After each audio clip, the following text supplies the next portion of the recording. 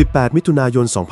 2568 สมเด็จฮุนเซนประธานวุฒิสภากัมพูชายืนยันได้สนทนากับนางสาวแพทองธารชินวัตรนายกรัฐมนตรีของไทยนาน 17 นาที ซึ่งมีบทสนทนาบางส่วนถูกเผยแพร่ออกไปโดยบุคคลไม่ทราบชื่อและระบุว่าตนตั้งใจที่จะเผยแพร่ไฟล์เสียงฉบับเต็มให้ฝ่ายไทยฮุนเซนได้เปิดเผยเรื่องนี้ผ่านโซเชียลมีเดียในวันนี้วันที่ 18 มิถุนายน 2568 ว่าเมื่อช่วงเย็นวันที่ 15 มิถุนายน 2568 เขาได้สนทนาทางโทรศัพท์กับนายกรัฐมนตรีของไทยนาน 17 นาที 6 วินาที ตามธรรมเนียมแล้วในการหลีกเลี่ยงความเข้าใจผิดหรือการบิดเบือนข้อเท็จจริงเกี่ยวกับข้อมูลทางการจึงจำเป็นต้องบันทึกการสนทนาเพื่อความโปร่งใสและเพื่อวัตถุประสงค์ภายในของกัมพูชาด้วยฮุนเซนเผยว่าตนได้แชร์การบันทึกเสียงการสนทนากับนายกรัฐมนตรีไทยให้กับบุคคลประมาณ 80 คนรวมถึงสมาชิกคณะกรรมการถาวรของพรรคคณะทำงานวุฒิสภาคณะทำงานรัฐสภาคณะทำงานกิจการต่างประเทศหน่วยงานการศึกษาและประชาสัมพันธ์คณะทำงานกิจการชายแดนและสมาชิกกองกำลังติดอาวุธซึ่งอาจมีความเป็นไปได้ว่าอาจมีคนบางส่วนที่ไม่เห็นด้วยกับนายกรัฐมนตรีของไทยหลังจากไม่กี่ชั่วโมงที่สนทนากันผู้นำไทยก็กล่าวโทษผู้นำกัมพูชาต่อสาธารณะว่าดำเนินการทางการเมืองอย่างไม่เป็นมืออาชีพและมีส่วนร่วมในกิจกรรมทางการเมืองผ่าน Facebook ซึ่งเป็นการกระทำที่ขัดแย้งกับคำพูดของพวกเขาฮุนเซนบอกว่าคลิปเสียงที่หลุดออกมามีการโพสต์ต่อสาธารณะเพียงประมาณ 9 นาทีเท่านั้นดังนั้นหากฝ่ายไทยต้องการคลิปเสียงทั้งหมดตนก็พร้อมที่จะเผยแพร่คลิปเสียงความยาว 17 นาที 6 วินาทีท้ายนี้วันที่ 18 มิถุนายน 2568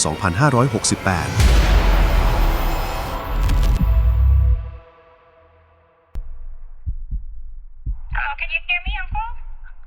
Yeah. ได้ยินแล้วนะพี่พวด บาทลืปุกบาทโชว์เลยปุกบาทโชว์เลยปุกบาทบาทปุกบาทปุกบาทถามว่าเป็นยังไงบ้างสุขภาพดีหรือเปล่าគាត់ក្មួយសុំសួរពុកមាថាមិនដែរសុខភាពល្អអត់សុខភាពមិនដែរអត់អីទេល្អទេសូមអរគុណថ្ងៃឲ្យបុណ្យឪពុកផងสุขภาพแข็งแรงดีครับโอเคค่ะบอกว่าวันนี้ได้คุยกับพี่ฮวดเรื่องชายแดนบอกว่าก็เข้าใจตรงกันว่าทั้งท่านฮุนเซนทั้งอิงก็อยากให้สองประเทศสงบสุขค่ะមិនគាត់បានទៅជែកជាមួយខ្ញុំបាទ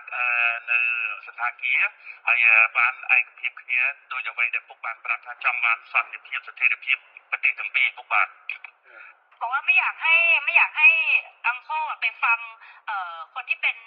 ฝั่งตรงข้ามกับเราเพราะว่าพอไปฟังฝั่งตรงข้ามอย่างพวกแม่ทัพภาค 2เนี่ยค่ะเป็นคนของฝั่งตรงข้ามหมดเลยซึ่งพอไปฟังนั้นเสร็จก็ไม่อยากให้ท่านรู้สึกไม่ชอบใจหรือโกรธเพราะจริงๆแล้วไม่ใช่ความตั้งใจของเราเลยค่ะថាសូមអនុញ្ញាតពីពុកថាពុកកុំឲ្យស្ដាប់សម្ដីមេតបភូមិភាគ2ហ្នឹងក៏វាជាអ្នកដែលប្រឆាំងជាមួយនឹងរដ្ឋាភិបាលថៃដែរវាជាសត្រូវដែរដល់ពុកស្ដាប់វាហើយចឹងទៅអាចធ្វើអារម្មណ៍ពុកខឹងបាទเพราะตอนนี้ทางนั้นน่ะเขาอยากจะดูเท่เขาก็จะพูดอะไรออกมาที่มันไม่เป็นประโยชน์ต่อประเทศชาติค่ะแต่ว่าจริงที่เราต้องการเนี่ยคือต้องการความสงบสุขให้เกิดขึ้นเหมือนตอนก่อนที่จะปะทะกันตรงชายแดนนะคะមេតបភូមិភាគហ្នឹងវានិយាយចង់ឲ្យលយខ្លួនវាចង់អានេះសាង rating របស់វាហើយទៅធ្វើឲ្យប៉ះពាល់ដល់ទំនាក់ទំនងប្រទេសទាំងពីរយ៉ាងធ្ងន់ធ្ងរពុកបាទដែលយើងប្រទេសទាំងពីរគឺចង់បានស្ថិរភាពនិងសន្តិភាពដូចអ្វីមុនព្រឹត្តិការណ៍កើតឡើងពុកបាទบอกว่าให้ท่านฮุนเซนเห็นใจหลานหน่อยเพราะว่าตอนนี้คนในประเทศไทยเขาไล่เราไปเป็นนายกที่เขมรหมดแล้วថាគាត់សូមអនុញ្ញាតពុកថាអាណិតក្មួយផងឥឡូវនេះថៃប្រជាជនថៃពីច្រើនបានដេញហើយដេញក្មួយថាទៅនៅស្រុកខ្មែរទៅព្រោះជាយុរដ្ឋមន្ត្រីខ្មែរពុកបាទบอกว่าจริงๆแล้วถ้าท่านอยากได้อะไรก็ให้ท่านบอกมาได้เลยค่ะเดี๋ยวจะดูจัดการให้អញ្ចឹងបើពុកចង់បានអ្វីពុកអាចមានប្រសាសន៍ទៅគាត់នឹងរៀបចំធ្វើការងារនឹងបន្តជូនពុកតែម្ដងឥឡូវបញ្ហាដែលគណៈចង់បាន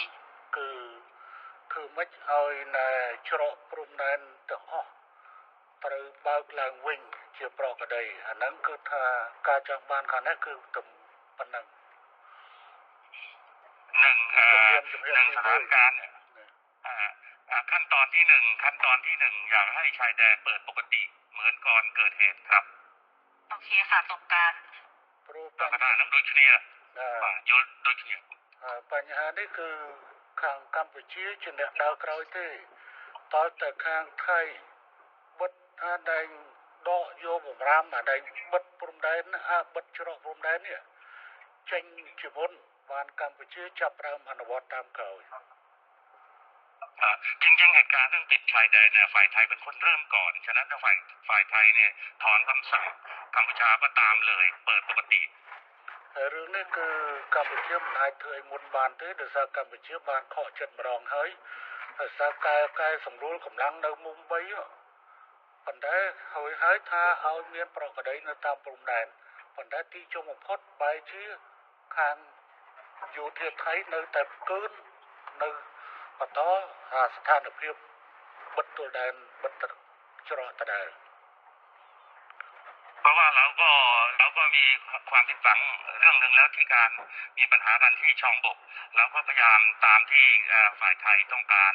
แล้วก็การต้องการนี่เราก็บอกว่าโอเคนั้นเราก็ทำตามนะแต่ว่าขอให้สถานการณ์เข้าภาวะปกติแต่ว่าเราถอยแล้วเราถอนแล้วเราปรับกำลังแล้วแต่ฝั่งไทยยังเอาเรื่องด่านเนี่ยมากดดันอีกឥឡូវនេះគឺខាងកម្ពុជាគឺស្នើចេះឲ្យថៃបើកច្រកទាំងអស់ឲ្យបានមុនហើយបន្តទៅកម្ពុជាយូរបំផុត5ម៉ោងគឺកម្ពុជាអាចដកវត្តវិជាទាំងឡាយដែលហាមឃាត់ការដឹកទំនិញផ្លែឈើបន្លែចូលកម្ពុជាគឺថានឹងដកវត្តវិជានឹងចេញฉะนั้นท่านสมเด็จอยากให้ท่านนายกช่วยให้ฝั่งไทยเนี่ยถอนเรื่องการปิดด่านถ้าถอนปุ๊บฝ่ายกัมพูชาจะถอนเรื่องการห้ามสินค้าเกษตรนำเข้าอะไรทุกอย่างก็ถอนคือตอนนี้ค่ะคือตอนนี้พี่อ้วนคือรัฐบาลโดนโจมตีหนักมากนะคะเพราะว่าพอตอนที่ท่านสมเด็จออกมาพูดกับท่านฮุนมาเนตที่บอกว่าจะตัดน้ำตัดไฟอะไรเงี้ยค่ะคืออันนั้นต้องขอโทษด้วยเพราะจริงต่างประเทศเขาแค่รายงานขั้นตอนว่าถ้าเกิดเหตุการณ์ต่อไปประเทศไทยจะทำยังไงคือเหมือนอธิบายขั้นตอนให้ฟังไม่ได้บอกว่าจะทำแต่ตอนนี้เหมือนกับเรื่องตัดหนังตัดละครคือทำทุกอย่างหมดแล้วเนี่ยจริงๆน่าจะให้มันโอเคทั้งสองฝ่ายค่ะเหมือนเราต้องพูดพร้อมกันว่าเราตกลงร่วมกันแล้วรัฐบาลคุยร่วมกันแล้วว่าจะเปิดทุกอย่างให้กลับมาเป็นปกติได้เหมือนว่าจะเอาเป็นอิงกับคุณมาเน็ตก็ได้หรือยังไงก็ได้อย่างเหมือนกับว่าเราได้คุยร่วมกันแล้วก็ทั้งสองฝ่ายเนี่ยอยากให้กลับมาเป็นเหตุการณ์ปกติแบบนี้ค่ะมันก็จะโพสใช่ไหมนายกอิงอยากให้โพสใช่ไหมให้นายกโพสว่าจะโพสหรือจะแล้วอยากให้ใช่จะโพสจะได้ก็ได้แล้วให้ท่านผู้จะแนะนำก็ได้ค่ะแต่ว่าเหมือนกับมันต้องเป็นการตกลงร่วมกันนะพี่พลเพราะว่าตอนนี้อิงกำลังโดนหนักมากเลยครับก็ถ้าอะไรนั่นสถานการณ์ไทยนั่นติดไฟทางประเทศไทยក្នុងចំណុចមួយក៏សូមអភ័យទោសពីពុកដែរដែលអ្នកនាំពាក្យក្រសួងការបរទេសនិយាយរឿងថាកាត់ភ្លើងអ៊ីនធឺណិតនោះអាហ្នឹងគឺខាងយោធាគេមានគំនិតថាបើហេតុការណ៍ឈានដល់មានបញ្ហាចំណុច1ចំណុច2ចំណុច3ដល់ហើយតែនិយាយថាទៅប៉ះពាល់ហ្នឹងគឺគាត់សុំទោសផងរឿងហ្នឹងអត់មាននៅក្នុងគំនិតតែធ្វើរបៀបហ្នឹងទេប៉ុន្តែឥឡូវនេះគាត់ថាគាត់សុំបបពុកថានៅគាត់ផងឥឡូវនេះក្នុងប្រទេសគឺវាយគាត់មែនតើគាត់ចង់ឲ្យពុកឬក៏ពុកណែនាំសម្ដេចបតីហើយដូចជាគាត់ថាឥឡូវមេនងទីបាននិយាយគ្នាហើយថាចង់ឲ្យធ្វើសម្រួលសភាពការឲ្យបានមុនដែលមានព្រឹត្តិការណ៍នោះឲ្យប្រកបដីឡើងវិញដើម្បីសេចក្តីសុខប្រទេសទាំងពីរពុកបាទប៉ុន្តែខាងនេះចង់បានណាចង់ប៉ុន្តែខាងនោះអត់ព្រមធ្វើខាងនោះអ្នកខាងនេះមិនមែនអ្នកបិទទល់ដែនទេ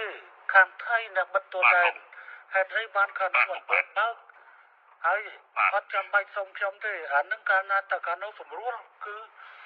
ខាងនាយករដ្ឋមន្ត្រីហ៊ុនម៉ាណែតគឺនឹងសម្រួលតាមក្រោយបាទពុកបាទจริงๆเนี่ยท่านเนี่ยเป็นคนที่อยากได้เรื่องเสถียรภาพมากท่านนายกแต่ว่าทหารนี่มันมาปิดด่านก่อนอะไรก่อนนะมันเริ่มต้นก่อนกดดันก่อนฉะนั้นต้องคุยกับทหารพร้อมไหมในการเปิดด่านพร้อมค่ะทั้งนี้ตามหมดทั้งนี้ตามทั้งนี้ตามหมดฮะทั้งนี้ตามหมดเลยท่านเราเปิดให้อยู่แล้วพี่พวแต่มันต้องเป็นการบอกว่าเราตกลงร่วมกันว่าเราเปิดไงพี่เพราะถ้าไม่อย่างนั้นนะพออีกยอมหมดอย่างนี้ก็คือจะโดนว่าเพราะตอนนี้มันเลยมาถึงเรื่องก่อนด่าแล้วว่าถ้าปัดสมปุ่งมวยจ้องประชาแต่เปิดสถานการณ์ในไทยเปิดไอ้เจ้าอัดยินทางการจริงเนี้ยในช่องสังคมไทยทั้ง វាកាន់តែវាយទៅខាងស្អីកំប្រងខ្មែរដោយអ្វីក៏វាជេរក៏ថ្ងៃក៏ចង់មានថាឥឡូវមេនឹងចាប់ផ្ដើមយល់នេះហើយនិយាយនេះហើយបើហើយក្នុងនោះដែរពុកពេលដែលខ្ញុំនៅមួយរដ្ឋមន្ត្រីកម្ពុជាភាសាពុកឯកភាពមួយអ៊ីងគាត់ថាគាត់ចង់ទួយដល់ទីថាទៅចែកថាជើងគោកទៅចែកតិចទៅហើយប្រកបដីបដ ாய் អ្វីដែលដល់ភូមិថាទៅជិះខ្ញុំអត់ទេខាងនេះអត់ចរចាទេខាងនោះអ្នកផ្ដើមខាងនោះអ្នកបង្កើតបញ្ហាហើយមកឲ្យចង់លើកចង់លើកមុខលើកមាត់ខ្លួនឯងហើយដើម្បីឲ្យតម្លាក់ឲ្យខាងនេះអត់បានទេអត់ចរចាទេរឿងហ្នឹងគឺខាងនោះត្រូវធ្វើមុនតែម្ដងគឺខាងនេះអត់ចរចាទេប៉ុន្តែខាងនេះសន្យាថាខាងនោះអនុវត្តដកបទវិជាក្នុងការបិទទល់ដែនហើយគឺខាងនេះយ៉ាងយូរ5ម៉ោងក្រោយខ្ញុំធានាកាត់ក្បាលខ្ញុំក៏អត់ចោលណាបាទយ៉ាងនេះនយោបាយនយោបាយว่าท่านเนี่ยไม่อยากมีว่าการเจรจาเรื่องปิดด่านเพราะว่าไอ้ปิดด่านว่าทหารมันเริ่มก่อนทางที่มาหลอกเราให้เราเนี่ยปรับกำลังแล้วบอกว่าสถานการณ์ต้องเข้าปกติปุ๊บตอนที่ปรับกำลังในช่องบกเนี่ยคุยกันเรียบร้อยบอกว่าถ้าปรับตรงนี้เสร็จเรียบร้อยนะทุกอย่างทุกจบทหารครับจบครับแต่ไม่จบเนี่ยปิดด่านก่อนอันนี้เหมือนตกหน้าอันนี้ขอให้ท่านนายกพิจารณาด้วยเรื่องเนี้ยខ្ញុំយល់ខ្ញុំអាណិតប៉ុន្តែខ្ញុំមិនអាចយកផលប្រយោជន៍ជាតិរបស់ខ្ញុំទៅដោះដូរជាមួយនឹងការរាប់អានគ្នាបានទេព្រោះនេះគឺជាមុខមាត់របស់ប្រទេសកម្ពុជារឿងស្អីដែលត្រូវឲ្យប្រទេសកម្ពុជាទៅចរចាដើម្បីបើកច្រកព្រោះខ្លួនឯងអ្នកបិទខ្លួនឯងត្រូវធ្វើខ្លួនឯងទៅเพราะว่าท่านเนี่ยเป็นลูกผู้ชายท่านคำไหนคำนั้นน่ะเพราะว่าฝ่ายไทยเป็นคนเริ่มต้นก่อนและหลอกเราแล้วก็ทางกัมพูชาเนี่ยเราก็โดนหนักเหมือนกันเราก็มีมวลชนเราก็โดนหนักเหมือนกันฉะนั้นถ้าฝ่ายไทยเนี่ยเริ่มแล้วไม่เกิน5 ชั่วโมงทีนี้ทุกอย่างก็เข้าปกติเลยเข้าปกติហើយពូសូមប្រាប់ទៅក្មួយឲ្យបានច្បាស់ខាងនេះត្រៀមមកជំហានទៀតស្អែកហ្នឹងបើសិនជាមិនអាចនេះបានទេស្អែកហ្នឹងគឺថាកម្ពុជានឹងដាក់មកជំហានទៀតគឺថាបិទការនាំផ្លែឈើនិងបន្លែតាមព្រំដែនកម្ពុជាថៃទាំងអស់កំពុងត្រៀមអនុវត្តនៅស្អែកหลานที่รักเนี่ยบอกได้เลยถ้าเราไม่มีคำสัญญาเรื่องว่าเรื่องปรับกำลังแล้วทุกอย่างปกติแต่ว่าทหารไทยไม่ยอมเปิดด่านพวกนี้ทั้งนี้ก็มีการห้ามเรื่องการส่งออกเกษตรทั่วชายแดนเลยเพื่อกดดันทหารពួកខាងនេះបានត្រៀមហើយពួកខាងនេះបានត្រៀមហើយព្រោះនេះឯងបកហេតុមុនហើយបកហេតុមុនមកវល់គេចរចាឥឡូវសួរថាណាបិទអីណែបិទអីណែច្រកព្រំដែនគឺទៅយោធាថៃបើអញ្ចឹងមានតែយោធាថៃធ្វើខ្លួនឯងតែប៉ុណ្ណោះមិនអាចហៅទៅកម្ពុជាទៅចរចាទេកម្ពុជាមិនចរចាដាច់ខាតទេสถานการณ์เนี่ยเหมือนที่รายงานให้ท่านนายกทราบว่าไอ้ตอนปรับกำลังที่ช่องบกเนี่ยก็ตกลงกันแล้วว่าจะจบกันแต่ว่าอยู่ดีๆทหารไทยมาปิดด่านฉะนั้นให้กัมพูชาไปเจรจาเปิดด่านดูแล้วไม่สวยไม่สมควรอย่างยิ่งต้องทหารไทยเริ่มก่อนถ้าเริ่มแล้วตรงนี้ก็ตามหลังไม่เกิน5 ชั่วโมงทุกอย่างปกติท่านลูกผู้ชายท่านจะเป็นลูกผู้ชายเดี๋ยวจะลองคุยกับทางกลาโหมดูค่ะแต่ว่าจริงๆแล้วเนี่ยตอนที่คุยพี่ว่าลองพูดด้วยละกันว่าจริงๆแล้วถ้าท่านฮุนเซนอยากได้อะไรให้บอกจะได้คุยกันได้ตกลงกันได้ค่ะเพราะว่าบางทีที่ท่านโพสต์ Facebook ออกมาคืออิงตอนนี้ก็คือรัฐบาลสั่นคลอนที่สุดแล้วค่ะตั้งแต่อิงเป็นนายกมาก็คือเรื่องกัมพูชานี่แหละซึ่งอิงไม่ออกมาตอบโต้อะไรทั้งสิ้นเพราะอิงก็รักแล้วก็เคารพท่านเพราะฉะนั้นเนี่ยจริงๆแล้วถ้าจะเอาอะไรจริงๆให้บอกอิงได้เลยยกหูบอกก็ได้ไม่อันไหนไม่เป็นข่าวก็คือไม่เป็นข่าวอันนั้นที่หลุดไปมันหลุดเพราะสื่อเพราะไม่ได้คุยกับอิงแค่2 คนมันคุยกันเป็นกลุ่มนะพี่มันเลยหลุดน่ะแต่ถ้ามันคุยกับอิง2 คนมันไม่มีหลุดอยู่แล้วทีนี้เนี่ยก็ไม่อยากให้แบบมันเกิดเรื่องแบบนี้แต่นี่อิงจะไปคุยกับกลาโหมเนาะเพราะว่าอิงรู้ว่าถ้าสมมติว่าเขาพูดว่าของไทยปิดก่อนอะไรเงี้ยเดี๋ยวก็จะไปคุยกับกลาโหมว่ายังไงแต่ถ้ามันเวิร์กไงก็เดี๋ยวจะส่งบอกพี่ฮวดว่ามันเรียบร้อยไหมนะคะเพราะจริงๆเนี่ยคนมันไม่หวังดีกับเราทั้งคู่มันก็แบบมันก็ดูแบบเหมือนเรากับเขาก็คือทะเลาะกันเองทำให้แบบเหมือนจริงๆแล้วต้องให้คนรุ่นใหม่มันต้องไม่มีสงครามพี่คนรุ่นใหม่มีสงครามไปมันก็เสียทางนี้เราลูกทั้งหมดมาเนี่ยด้วยก็เป็นคนรุ่นใหม่เนาะครับปกป้ គាត់ថាទីមួយពុកចង់បានអីពុកអាចមិនសិតទៅអ៊ីងបានអ៊ីងនឹងធ្វើឲ្យពុកអ្វីដែលពេលទៅពុកផុស Facebook ដល់ទៅអាពួកដែលវាប្រឆាំងវាចង់ឲ្យពុកហើយនឹងគាត់ជាសាច់សម្ដេចទៅគាត់មានដំណងគ្នាហ្នឹងវាខូចចូលតាមចំណុចនោះវាធ្វើឲ្យសង្គមថៃហ្នឹងវាយគាត់ថាទីមួយវាចង់ឲ្យគាត់ទៅចេញមកឆ្លើយឆ្លងតែគាត់អត់ទេដោយសារគាត់គោរពជាពុកមាគាត់អត់ទេគាត់សុខចិត្តឈឺចោះហើយវាវាយចោះហើយដល់គាត់ថាសុំពុកថាលើក្រោយចង់ដាច់ទៅពុកចង់បានអីអាចមានសិទ្ធិគាត់មុនហ្នឹងគាត់បានប្រាប់តែថាប្រហែលជា3 4ថ្ងៃទៅគាត់នឹងទៅថ្វាយគុំរីការឿងតបថ្ងៃនោះពុកបាទ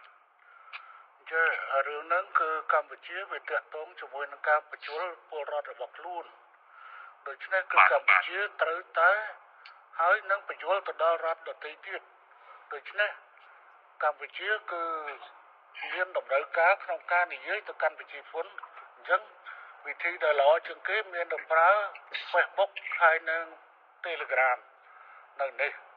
ដើម្បីបញ្យល់ក្នុងការផុសចេញតែរឿងហ្នឹងគឺថាវាយើងខ្ញុំអាចកាត់បន្ថយបើសិនជាអាចតែសភាពការឲ្យតែខាងនោះរឿងវានៅចាល់នឹងបិទច្រកនឹងតែប៉ុណ្្នឹងឯងបើថាបិទច្រកបន្តគឺថាខាងនេះនៅតែបន្តវាយអាហ្នឹងបាទท่านนายกครับท่านบอกว่าเรื่องการโพสต์เนี่ยท่านก็แค่ชี้แจงให้มวลชนที่ทราบเท่านั้นเองไม่ได้ไปกระทบกับไทยอะไรมากแต่ว่าตอนนี้ก็ไม่เป็นไรถ้าหากว่าท่านนายกแก้เรื่องเปิดด่านให้ปกติเนี่ยท่านตกลงท่านไม่มีอะไรอีกแล้วก็จบได้ค่ะเราไปคุยกับเราผมดูแล้วก็ขอคอนเฟิร์มกลับมาเพราะเดี๋ยวจะคุยกับกองทัพก่อนแต่เราก็เดี๋ยวสั่งไปเลยค่ะพี่แต่ว่าอีกรอให้มัน 100% แล้วค่อยแจ้งท่านกลับมาดีกว่าเพราะไม่อยากจะยังไม่100แล้วบอกท่านก่อนแต่ว่าจริงๆก็จัดการได้ค่ะพี่ครับผมครับចំពោះប្រធានแล้วក៏សូមនឹងនិយាយមួយការវិជានឹងទៅហ៊ានសិនហើយបានដល់100%បានគាត់នឹងជូនដល់ទៅពុកបាទគាត់ធ្វើការងារនឹងព្រាមគឺបញ្ហាច្រកពុកបាទបាទពុកท่านนายกมีอะไรอีกไหมไม่มีแล้วค่ะพี่ก็ประมาณนี้เนาะพี่ว่าเรามีอะไรบ้างประเด็นไม่มีครับจังหวัดខ្ញុំចេះមុននឹងនេះគឺខ្ញុំសូមបញ្ជាក់ថាខាងនេះត្រូវការតែមួយទេត្រូវការតែខាងនោះគឺផ្លោះបញ្ជាក្នុងការច្រកព្រំដែនទាំងអស់ឲ្យទៅប្រក្តីភាពវិញបន្តទៅខាងនេះនឹងបន្តធ្វើតាមក្រោយហើយរឿងនេះអត់ត្រូវមកចរចារវាងកម្ពុជានិងថៃទេដោយសារថៃអ្នកបិទដូច្នេះថៃអ្នកបើកខ្លួនឯងហើយកម្ពុជាត្រូវតែសម្រួលទៅតាមក្រោយគឺកម្ពុជានឹងធ្វើគ្រប់ពុកបាទขอยืนยันทีว่าท่านนายกครับเรื่องด่านเนี่ยเราไม่ควรไปเจรจาเพราะว่าฝ่ายไทยเนี่ยเป็นคนที่ปิดแล้วปิดเนี่ยหลอกเราให้ปรับกำลังอันนี้หลอกเราปรับกำลังว่าถ้าปรับแล้วตรงนี้จบคือจบทุกอย่างก็เข้าภาวะปกติแต่ว่าอยู่ดีๆทหารไทยมาปิดด่านฉะนั้นทหารไทยเนี่ยก็ต้องยกเลิกการปิดด่านถ้าปิดปุ๊บเขมรก็ตามหลังเลยก็ตามที่เดิมทุกอย่างก็เข้าภาวะปกติไม่มีอะไรแล้วค่ะพี่พลโอเคค่ะครับผมใช่ค่ะแล้วก็เดี๋ยวแล้วยังไงเดี๋ยวจะรีบแจ้งทางพี่พลกลับไปนะคะว่าเป็นยังไงบ้างครับประธานเป็นแล้วก็ធ្វើការងារនឹងមកហើយនឹងគ្រប់វិការជូនពុកវិញបាទពុកបាទខ្ញុំរងចាំ